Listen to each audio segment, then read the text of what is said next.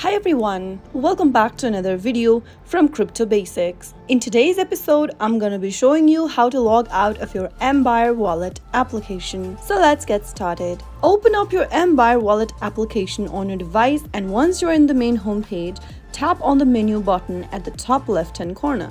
It'll then show you several options on the display. In order to log out of your Ambire Wallet application, all you need to do is to force close your application. Drag from the bottom of your screen and make sure that you bring up this app switcher and force close the application by pushing the app switcher upward. Once you do that, you have now forced close your Ambire Wallet application. In order to get back to it again, you will need to enter your store PIN. Simply go ahead and enter the PIN if you ever want to log into your wallet, and there you have it.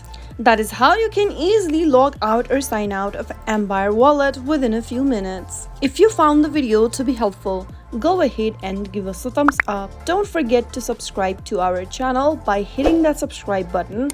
Also press on the bell icon so that you'll never miss another upcoming upload from us. I will see you again in the next video.